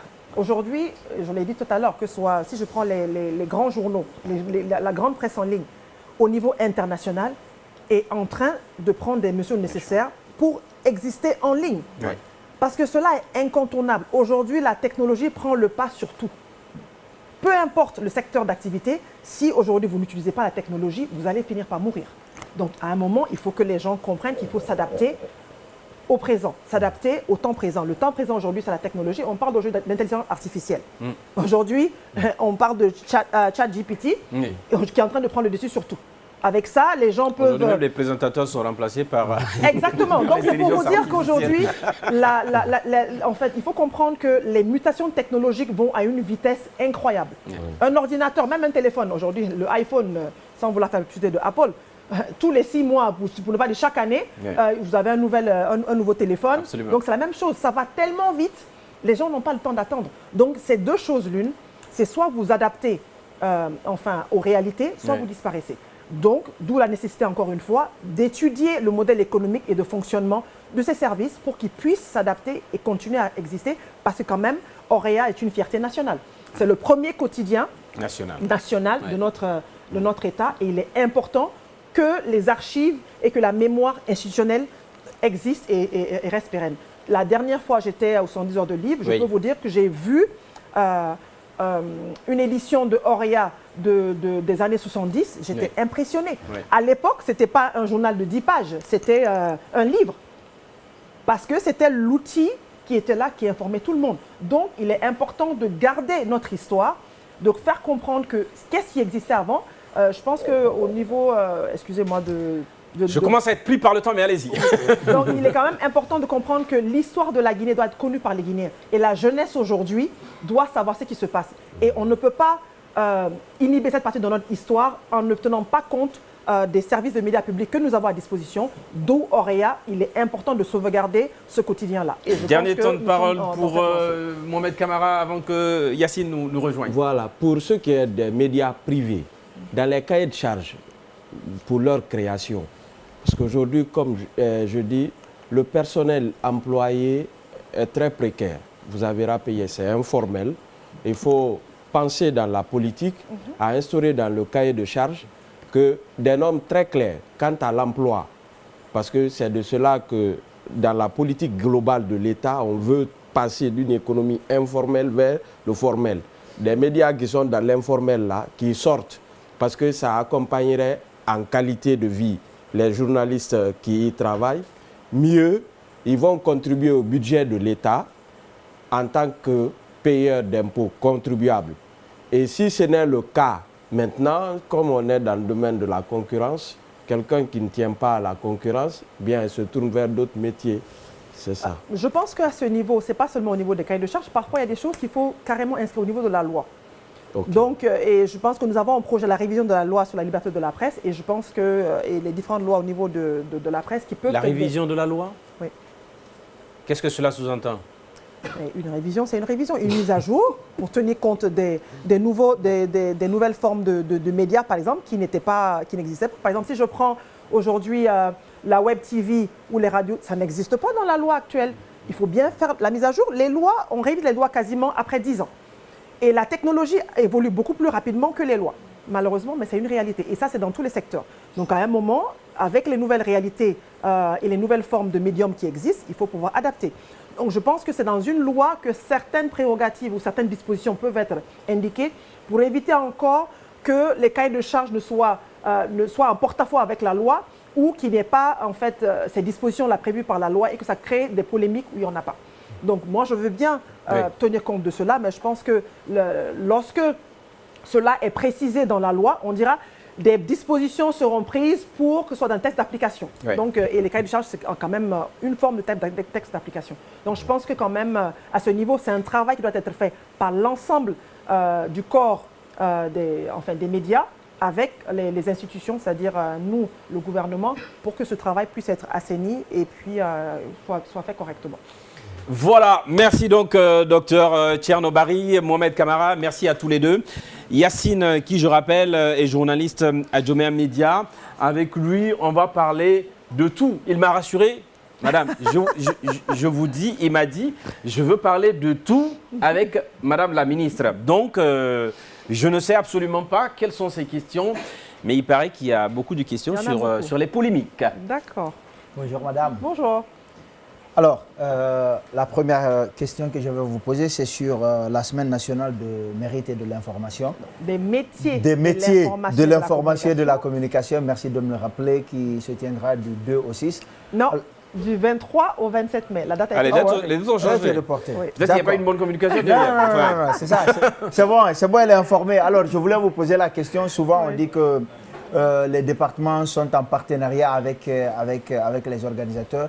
Mis à part venir faire le discours d'ouverture et de clôture, qu'est-ce que vous avez apporté concrètement dans la préparation de cette semaine? Très bien. Bon, je vais vous rassurer. Pour ceux qui me connaissent, tout ce que je fais en général, je le fais en collaboration avec l'ensemble de mes collaborateurs. Oui. Et je ne suis pas une ministre qui s'assoit, qui donne des ordres. Je suis une ministre à la tâche. Je suis technocrate d'abord. C'est-à-dire, je ne suis pas politologue. Malheureusement, je fais très mal la politique, même si j'occupe une fonction politique. Mais j'aime mettre la main à la pâte parce que pour moi, pour réussir un événement, il faut s'impliquer personnellement. Oui. Et pour moi, la Cénamic, c'est la première édition, c'est la première fois qu'on fait ça au sein de ce ministère. Et c'est quelque chose qui est assez important pour justement créer une synergie entre le monde des médias et le monde de la communication. Parce qu'aujourd'hui, il y a un gap énorme entre informer et communiquer. Alors qu'aujourd'hui, l'un ne fonctionne pas sans l'autre. Si on informe et on ne communique pas de la bonne façon, ça n'atteint pas la cible où il y a de la désinformation. Si on communique sans information, ben ça veut dire qu'on communique sur du vide. Ouais. Donc, il est quand même essentiel qu'on ait un événement aujourd'hui où les gens comprennent qu'il y a une synergie d'action entre ces deux sous-secteurs et événement au cours duquel il y aura non seulement des panels de discussion avec des experts nationaux et internationaux, il y aura des formations pour les jeunes, également pour les professionnels du métier. Il y aura également des expositions pour que les différents métiers de la communication puissent exposer et montrer leur savoir-faire. Il est important quand même aujourd'hui qu'on montre à la face du monde le savoir-faire guinéen. Donc, qu'est-ce qui se passe en Guinée? Quels sont les services qui sont là? Qu'est-ce qu'on fait et comment on le fait? Donc, il y aura des centres d'exposition. Des compétitions, je pense. Et il y aura également une compétition sur le projet présidentiel de la nouvelle télé thématique qui normalement doit avoir le jour au cours de cette année, on l'espère, dédié à la jeunesse, à l'entrepreneur et à l'éducation. Donc, ce concours, donc je lance un appel aux étudiants de Kuntia et également des arts et métiers de Dubreka de participer massivement parce que c'est une occasion, c'est une opportunité de montrer votre savoir-faire, mais c'est quand même une opportunité d'emploi. Parce que l'objectif, en fait, c'est que les gens puissent produire du contenu. Je pense qu'il y a une question qui avait été posée par un de vos collègues sur la qualité des contenus. Oui. Aujourd'hui, les autres médias, tout le contenu ne se produit pas seulement par les travailleurs de là-bas. Oui. Il y a des contenus qui sont proposés par des gens externes. Oui. Donc, il est quand même important que nous puissions mettre, donc c'est pour vous dire qu'on a conscience de nos faiblesses et nous essayons d'anticiper cette fois-ci pour cette nouvelle télé, avoir du contenu avant le lancement pour justement améliorer le fonctionnement des médias. La question, c'était concrètement, qu'est-ce que vous avez apporté dans la préparation de la Cénamic? La Cénamic n'est pas encore faite. Donc, comme je vous l'ai dit, je suis dans tous les aspects de la préparation. Oui, dans la préparation. Pourquoi je parlais de préparation? Et lors de l'événement, qu'est-ce que vous allez apporter de façon concrète? C'est-à-dire? Qu'est-ce que vous allez apporter, mis à part les discours? Qu'est-ce que vous avez décidé de faire? Quel est l'accompagnement que votre département a décidé d'apporter? Excusez-moi, c'est pas mon département ne décide pas d'accompagner. Mon département organise l'événement. Donc, ça veut dire oui, mais je vais dire... Ah ouais. Voilà, donc si... Excusez-moi. D'accord, je pensais que vous étiez en train d'organiser avec... Non, je veux dire, Oui. Excusez-moi, je pense qu'on va recadrer. La Cénamique. La Cénamique est organisée par le ministère Ouais. en partenariat, en collaboration avec les médias, les régies, etc. Donc ça veut dire que nous faisons partie intégrante du comité d'organisation. Alors, je pense que sa question, c'est de savoir qu'est-ce que vous attendez de cette semaine nationale des métiers de la communication. Qu'est-ce qu'ils attendent? Mais je pense qu'elle a répondu déjà avec la compétition et tout. Alors, l'autre chose, c'est par rapport à la RTG. On a parlé de plateau et beaucoup de choses ont été dites. Encore la RTG? Oui, nous voulions juste une précision. On a dit des choses ont été dites et je voulais vous entendre sur la question. C'est par rapport au plateau et tout ce qui a été fait. C'est quand même très beau, je vous assure, mais on nous a dit justement que le coût aurait été en fait autour de 14 milliards de francs guinéens. Est-ce que c'est vrai ça? Qu'est-ce que vous en pensez? Moi, ça ne change rien à ce que j'en pense. Vous êtes là, je n'ai pas besoin de penser de quelque chose. Moi, je veux la vraie version, savoir quel est le budget que la RTG, le nouveau plateau de la RTG a coûté. Bon, déjà, je pense que j'ai déjà répondu en partie à cette question. Quand on parle de plateau, les gens voient toujours une table. Juste la table, oui. Juste la table. Le plateau JTIA, c'est un processus. Oui. Et la RTG, on n'a pas renouvelé que le plateau. Oui. On a fait une rénovation en termes d'image de la RTG. On a fait le branding de la RTG. Aujourd'hui, quand vous partez à la RTG, les endroits sont brandés, c'est-à-dire des étiquetages au niveau il y a une identité visuelle qui est là. On a refait la peinture de tout le bâtiment et de tout de A à Z. La cour a été réaménagée, donc c'est pour vous dire qu'on a donné une nouvelle image à la RTG. Ça, c'est un. Deuxièmement, le plateau. Quand on revient au fameux plateau, le plateau, on a changé non seulement le décor, parce que pour moi, la table, ce n'est qu'un décor. On a changé la régie, on a changé le nodal, qui sont passés de l'analogique au numérique, ce qui est extrêmement important. Et tout ça avec l'accompagnement du gouvernement. Donc le plateau n'est pas sorti du budget du ministère, mais c'est du budget, enfin, c'est un accompagnement du gouvernement auquel on a fait un plaidoyer pour faire comprendre qu'il est important. Ça, c'est une information très importante, voilà, qui a été offerte par le gouvernement parce qu'on a fait un plaidoyer pour dire qu'il est important qu'on change l'image des médias de service public, surtout que le journal télévisé est un des journaux les plus suivis. On ne peut pas continuer à avoir un plateau qui ne répond pas en fait au minimum de standard. Non, même pas de standard de la nation, c'est-à-dire des plateaux au niveau du pays, à plus forte raison au plateau régional. Et aujourd'hui, on a un plateau qui répond au standing et qui peut compétir et qui n'a rien à envier au standard international. Ça, il faut le dire. Ça, il faut le dire. Aujourd'hui, la RTG a le meilleur plateau du pays. Ça, c'est une prouesse. Ouais. Merci. Un des meilleurs de la sous-région. Alors, et pour revenir à la question, le plateau a coûté, avec tout ce que l'on a fait là, environ 150 000 €. Ce qui fait 1 500 000 francs guinéens. Donc aujourd'hui, on a... En tout et pour tout. En tout et pour tout. Mais et quand je vous dis plateau, ça veut dire la régie, le nodal, les équipements, le décor et tout ce qui est là.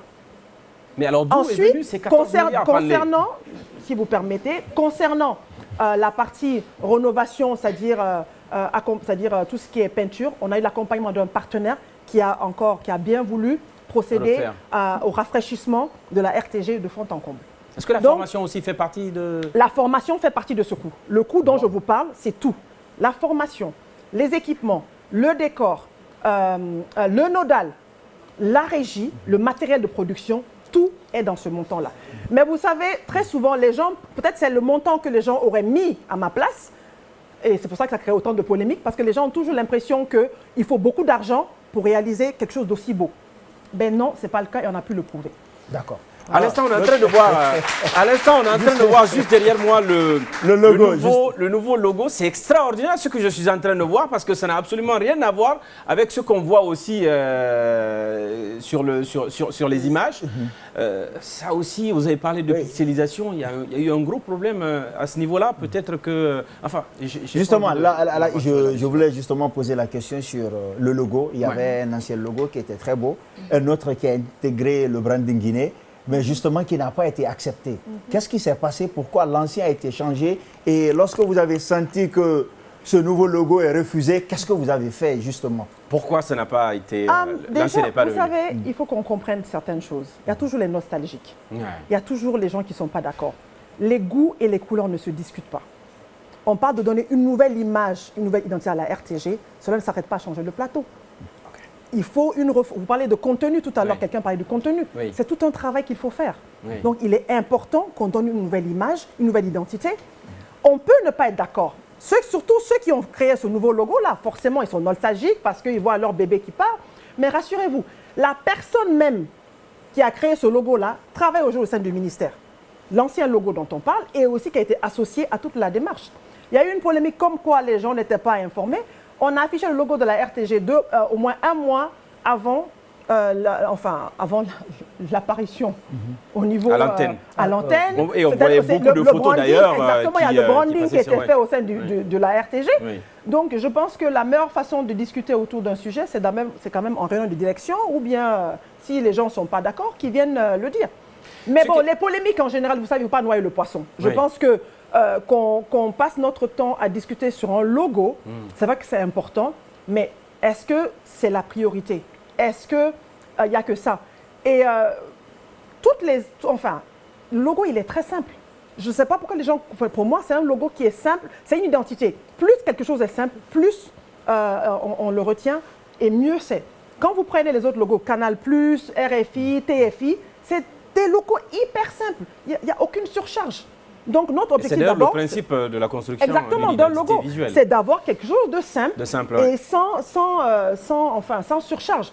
Donc encore une fois, moi je respecte tout à fait l'avis des gens qui ne sont pas d'accord avec le logo, je respecte, pour moi c'est des nostalgiques, mais au niveau de la révolution, de la jeunesse, il faut quelque chose de frais, de nouveau. Les gens, ça peut plaire ou pas, mais moi j'assume complètement ce qui a été fait et je pense que c'est ça le plus important. Aujourd'hui, le plus important, c'est donner une nouvelle image à la RTG, le travail qui est en train d'être fait. Donc ce n'est pas forcément qu'on s'attarde sur ce détail-là, c'est un détail qui est certes important, mais qu'on n'aura pas le poisson dans tout le travail qu'on a été fait. Et moi je pense qu'on voulait polémiquer sur quelque chose pour tout simplement cacher tout le travail qui a été fait.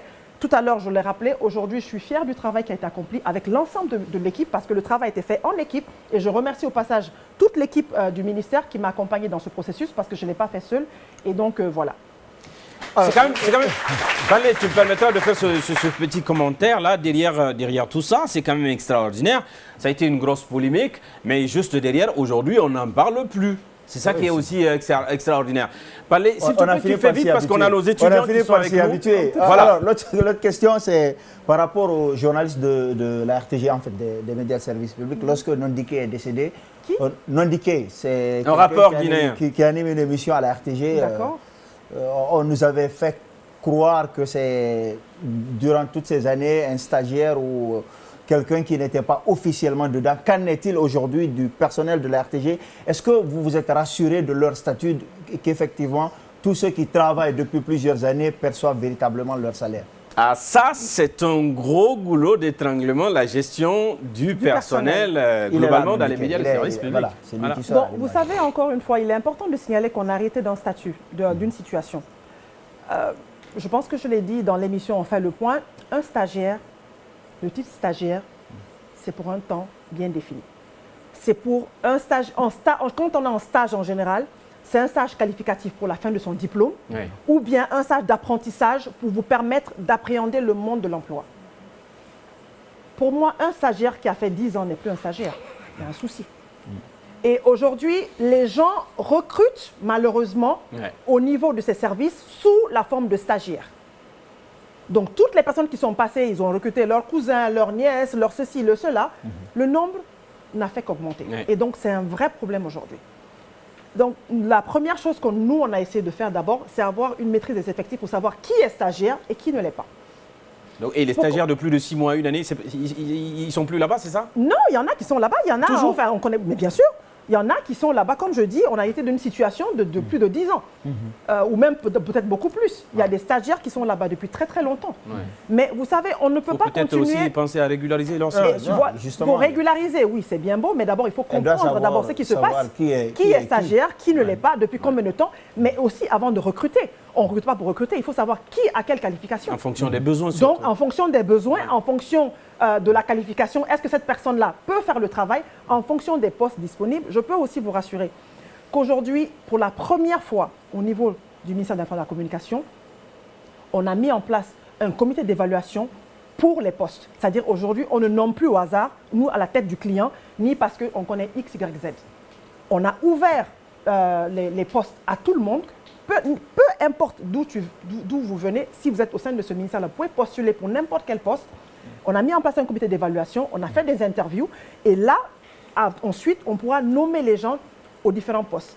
Mais avant ça, encore, j'avais dit tantôt, on a procédé, et ce travail aussi en cours, par exemple, au niveau de la RTG, on est en train de travailler sur le décret d'attribution et de mission où on a l'organigramme de la RTG qui sera défini pour savoir quel est le nombre exact de postes qu'il faut pourvoir, quelles sont les différentes directions. Tout ça fait partie de la direction interne. Donc, c'est encore une fois, c'est un processus qu'on est en train de faire. Et quel va être le sort de tous ces stagiaires-là qui ont fait, je ne sais pas, un siècle? Il y aura un concours. Il y aura un concours. S'ils sont retenus, ils restent. Et s'ils ne sont pas retenus, et ça encore, ça ne dépendra pas de moi parce que moi, de toutes les mêmes manières, je suis dans la phase de changer d'avoir un modèle économique rentable pour ces services de médias privés. Et on ne peut pas avoir dans un média des gens qui ne travaillent pas. Donc, encore une fois, ça va être défini. Si on décide, par exemple, que c'est un EPA ou bien si on décide que c'est une SA, oui. En ce moment, c'est au conseil d'administration qui sera mis en place, qui est un organe de gouvernance, de définir le nombre de personnel. Mais avant tout ça, il faut d'abord qu'on sache quels sont les postes effectivement nécessaires au sein de ces médias. Et il n'y a pas que la RTG, il y a aussi les radios rurales. À ce niveau-là, aujourd'hui, on avait constaté qu'il y a des stations de radio rurales qui ont plus de personnel que d'autres. Il y en avait 20, 30, il y en a, ils n'ont que 5. Qu'est-ce qu'on a fait? On a procédé à un réaménagement de l'effectif pour essayer justement d'harmoniser l'effectif au niveau de toutes les stations pour équilibrer un peu le travail qui est fait. Merci Yacine Panlé. Il faut que je donne la parole à mes étudiants, ils sont venus pour ça. Et toi, tu restes avec nous puisque tu peux bien sûr rebondir sur certaines questions. Le temps pour moi d'accueillir mes chers étudiants de l'ISIC de Kountia.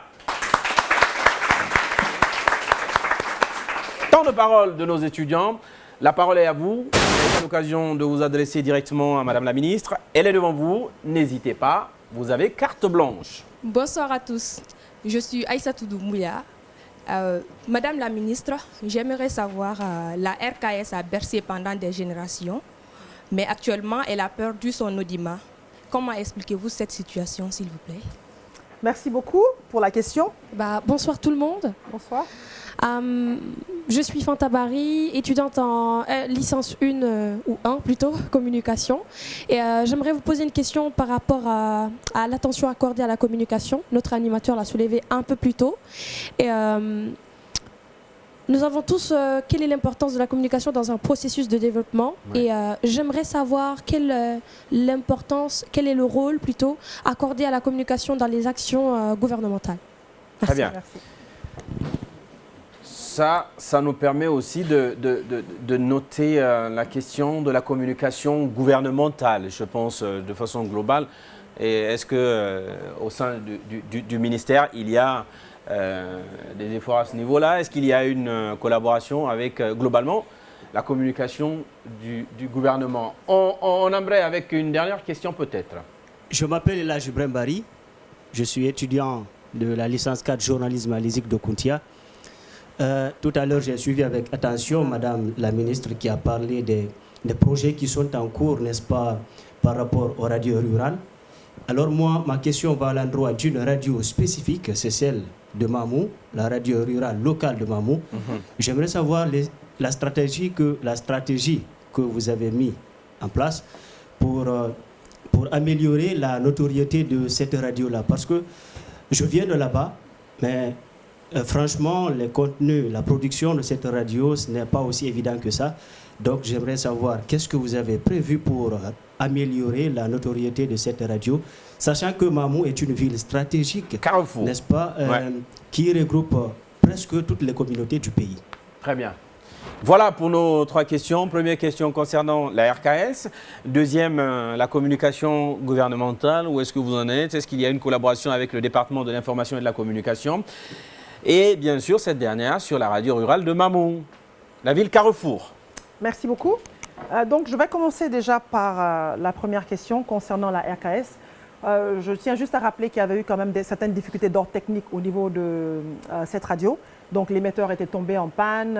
On a essayé quand même de racheter un nouvel émetteur. Ensuite, c'est encore retombé en panne parce que justement, comme je l'expliquais tantôt, le préalable n'avait pas été fait. C'est-à-dire qu'il n'y avait pas de protection et de sécurisation de ces sites. Donc, on change des émetteurs. Il n'y a pas de mise à la terre. Donc, il y a des problèmes électriques. Il y a des variations qui passent, enfin, qui affectent en fait le fonctionnement de cet émetteur. Et vous savez, si un médium aussi important fonctionne et qu'il y a des interruptions intempestives, cela va de soi qu'il va perdre son audimat. Donc, nous avons conscience de cela. Oui. Et donc, nous sommes en train de prendre des dispositions pour remédier. Donc, au niveau du site de Boulbiné, où se trouve la RKS, on est en train de prendre des mesures nécessaires pour justement, on a même fini quasiment la réalisation de ce site-là.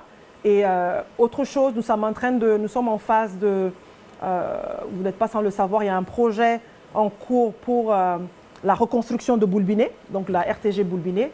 Et nous sommes en train de prendre des dispositions pour que le personnel de Boulbiné puisse aller à Koloma pour que nous puissions prendre les dispositions nécessaires pour redonner une nouvelle vie en fait à ce média, à cette direction oui. Qui fait partie en fait de la RTG, Koloma, et donner une nouvelle vie et prendre toutes les dispositions nécessaires pour que cela fonctionne. Et donc cela est en cours et nous avons conscience du travail qu'il faut vraiment abattre oui. pour regagner la confiance en fait des auditeurs, parce que c'est une question de confiance et c'est la même chose aussi, c'était la même chose au niveau de la RTG Boulbiné, où à un moment, la RTG 2 qui n'existait plus, il a fallu quand même que le gouvernement de transition prenne des mesures et avec également un partenaire pour rééquiper la RTG Boulbiné, pour lui donner un nouveau visage. Et je pense que c'est quand même des réformes qui sont à saluer. Il reste encore beaucoup de travail à faire, mais je pense que nous avons conscience.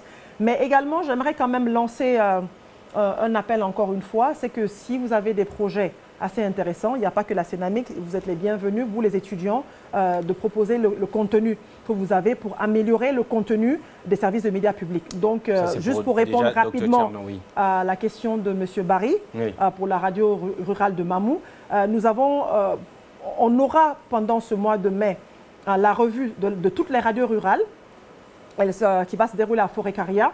Et en fait, au cours de cette revue, c'est une occasion de faire le bilan de l'année, des activités de toutes les radios rurales.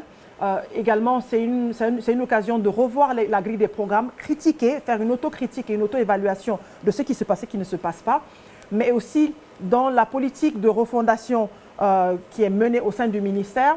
Je l'ai dit tantôt, cette année, moi j'ai reçu l'ensemble des 35 chefs de station des radios rurales en interview. Parce que j'avais constaté qu'il y en a qui étaient là-bas depuis 15 ans, depuis 20 ans. Il y en a qui étaient intérimaires. Donc, il n'y a pas de nouveauté. Et quand les gens se stagnent dans une position, oui. il n'y a plus de challenge oui. et après, il y a un laisser-aller. Donc là, encore à ce niveau, on a pris des mesures nécessaires pour qu'il y ait quand même des changements pour que ceux qui sont... Parce que déjà, pour être chef de station d'une station régionale, il faut quand même certaines compétences. Donc, ce n'est pas forcément parce qu'on est le plus vieux, mais c'est de quoi on est capable. Donc, on a fait des interviews. Moi, personnellement, j'ai mené des interviews avec ces chefs de station pour voir qui est capable de quoi, qui est-ce qu'il faut bouger, donc d'une station sous-régionale à une station régionale. Et donc, tout ça, ça rentre dans le cadre des réformes pour améliorer justement la performance et les défaillances que vous avez mentionnées tout à l'heure. Donc, on a conscience de cela. On est en train de travailler là-dessus. On est en train de travailler. La communication gouvernementale. Et ça passera aussi, sera un point qui sera discuté lors de la revue, donc je peux vous rassurer. La communication gouvernementale, quelle est aujourd'hui gouvernementale, là oui. encore en train de travailler dessus. Vous savez, aujourd'hui, il n'y a pas de stratégie gouvernementale, il n'y a pas de politique et de stratégie définie. C'est une communication à vue? Ce n'est pas une communication à vue, mais disons, il faut pour qu'on puisse s'améliorer, il faut qu'il y ait un document. Donc aujourd'hui, même si la stratégie, elle est en cours, mais s'il n'y a pas de document précis qui permet, parce que tout le monde n'a pas forcément la même approche. Moi, ma lecture, si ce n'est pas écrit, la lecture de l'autre peut être interprétée ou bien il peut avoir des couacs.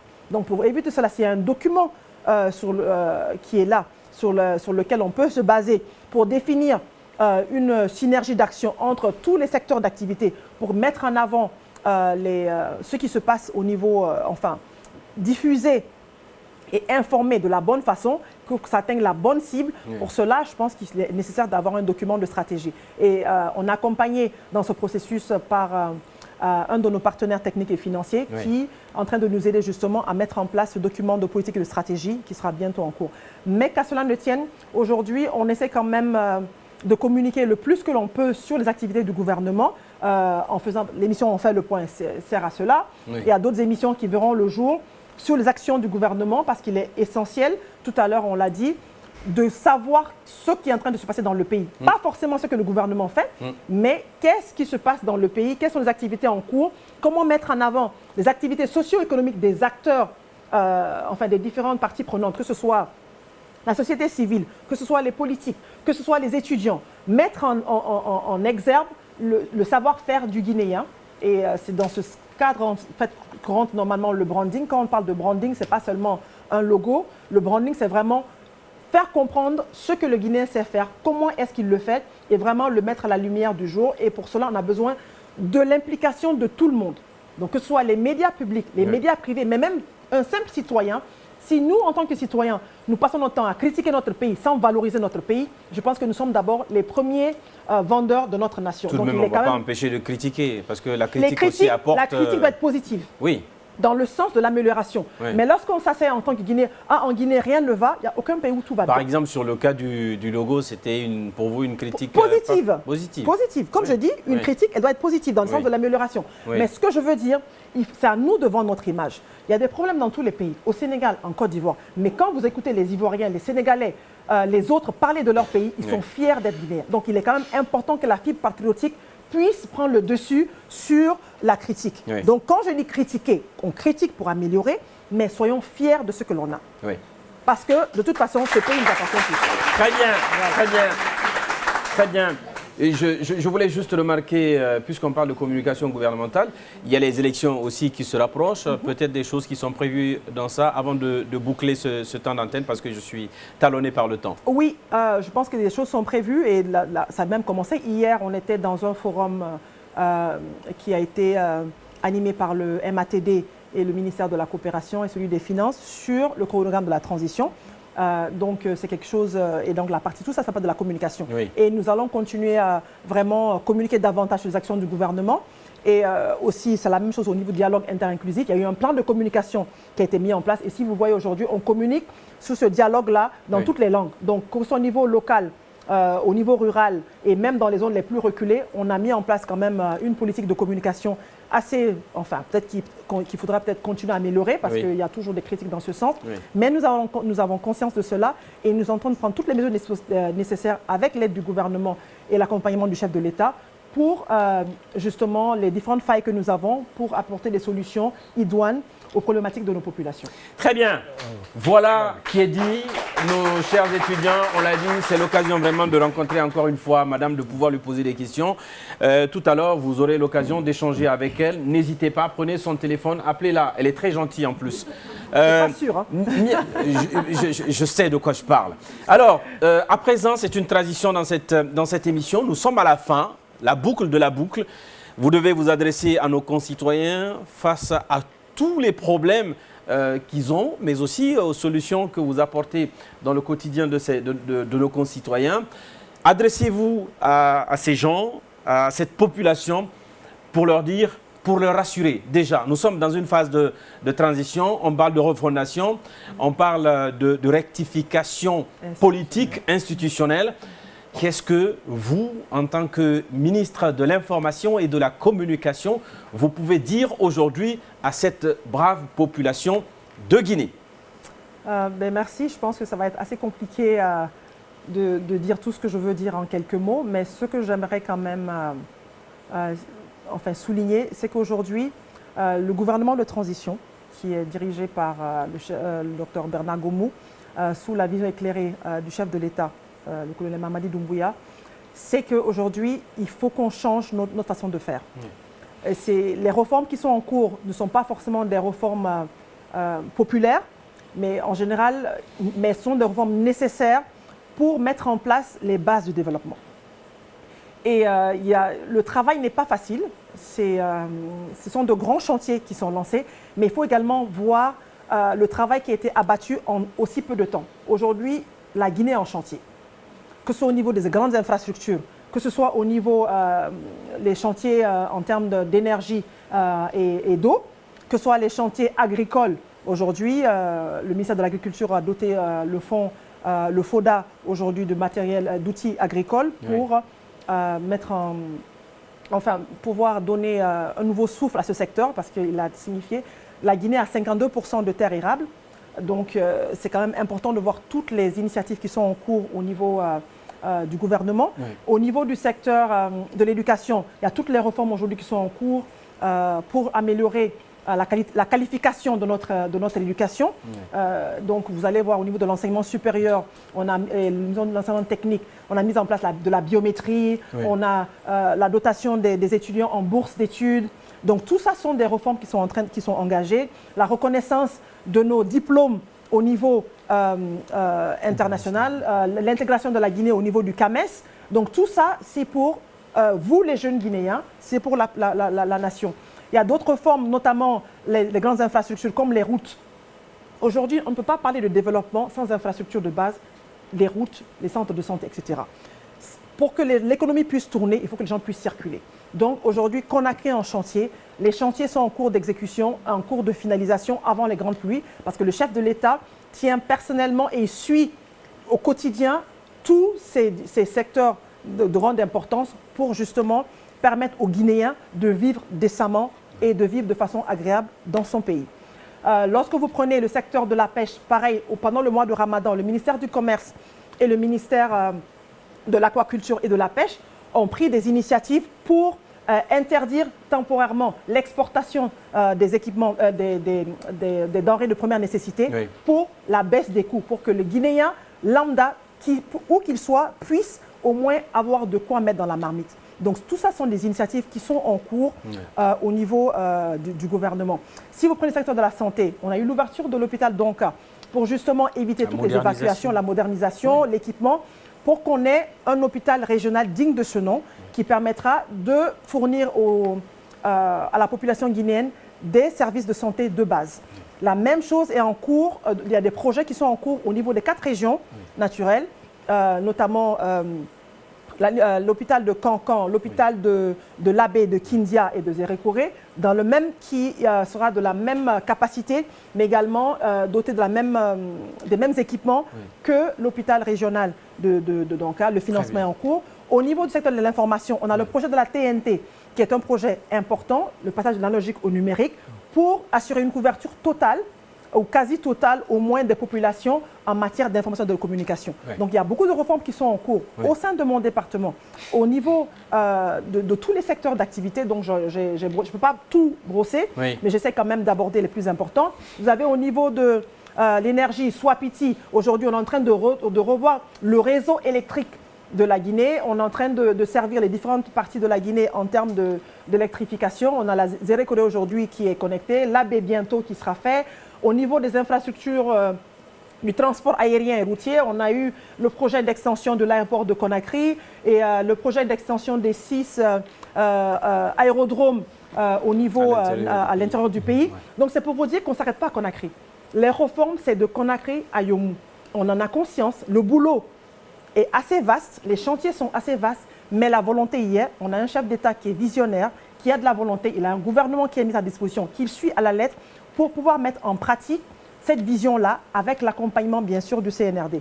Et cela, on ne peut pas le faire sans votre accompagnement également et sans vos encouragements. Nous savons que l'entente de la population, elle est très grande, mais on y travaille. Nous en avons conscience. Nous avons des lacunes que nous allons corriger, mais on peut vous rassurer que la détermination du chef de l'État est sans faille pour mettre en avant et pour changer la vie de la population guinéenne. Donc la refondation n'est pas qu'un mot. La réalité ne sont pas des mots, ce sont des réalités et nous y travaillons. L'autre point que je voulais juste rajouter, c'est qu'aujourd'hui, pour terminer, j'aimerais encourager toutes les jeunes filles et les jeunes femmes qui sont dans cette salle et qui sont au niveau de notre nation pour dire que le travail que nous faisons, moi en tant que mère, en tant que femme, n'est pas facile, mais comme je l'ai dit tantôt, la facilité n'est pas dans mon langage. Il faut travailler dur pour être où est-ce qu'on est. Et je pense que le fait que nous soyons là, c'est assez représentatif pour vous montrer que c'est possible. Demain, je souhaite vivement que ce soit l'une d'entre vous ou celle qui me regarde qui pourront être à ma place pour gérer le futur de cette nation. Car, encore une fois, l'éducation et la formation sont des priorités. Et ce sont pour moi un must, comme on dit, une nécessité pour réellement briguer des postes de responsabilité et changer la vie du Guinéen lambda. Donc, encore une fois, merci de me recevoir sur ce plateau. J'espère avoir été à la hauteur de vos attentions, mais en tout cas, de vos attentes. Mais voilà. Merci. Voilà qui est parfait. Panlé, tu as été convaincu? Oui, totalement. Très bien. Voilà qui me... J'aurais aimé qu'elle nous parle des archives, mais malheureusement, on est juste on est quelques pris par le secondes, temps. encore une fois, juste pour vous dire, les archives, c'est en cours. On a l'INA, qui est l'Institut national de l'audiovisuel, qui est en train de travailler justement sur le système d'archivage, pour moi qui est assez important, pour restaurer les archives au niveau de la radio nationale, mais également les archives de Auréa, bien que ce soit la presse en ligne, on leur a demandé de rajouter ça à leur code parce qu'il est essentiel que la mémoire, encore une fois, l'histoire de ce pays soit préservée. Et cela ne passe pas sans les archives. Donc, le travail est en cours et je peux vous rassurer. Voilà, mesdames et messieurs, Voilà qui est complet au moins. c'est pratiquement la fin de cette émission Le Carré qui recevait pour vous aujourd'hui Aminata Kaba, ministre de l'Information et de la Communication. Nous avons donc parlé de la refondation des médias de service public. Nous sommes même allés au-delà puisqu'on a aussi revu en partie les régies publicitaires. À l'occurrence, il y a l'OGP. Nous, on va continuer de recevoir encore une fois d'autres personnalités publiques pour nous éclairer sur le travail qui est en train d'être mis en place. L'autre rendez-vous, bien sûr, qui interpelle tout un chacun, tous les journalistes, les communicants, c'est la Cynamic, la Semaine nationale des métiers de l'information et de la communication. Une date qui a été décalée. Du 23 au 27 mai 2023 au Palais du Peuple. Vous êtes tous invités à participer au concours, à venir découvrir le monde des médias et de la communication. Donc, soyez présents. Voilà, et moi j'avais autour de cette table et sur ce plateau Dr Thierno Barry. Il est enseignant, chercheur, titulaire d'un doctorat en sciences de l'information et de la communication. Actuellement, il est le chef de département du journalisme de l'Institut supérieur de l'information et de la communication à ISIC de Kountia. Mohamed Kamara, notre consultant économiste au cabinet conseil Mokam Consulting. Le chroniqueur du jour qui n'a pas du tout hésité sur les questions, c'est bien sûr Yacine Panlé Diallo, que j'aurai le plaisir de retrouver dans une prochaine émission. Et c'est bien sûr dans cette même salle. C'est ça Yacine? Tu donnes rendez-vous? Voilà qui est dit. Mesdames et messieurs, moi je vous donne rendez-vous le mois prochain avec un autre invité. Et toujours nous aurons à cœur de parler du développement de la Guinée. À très vite.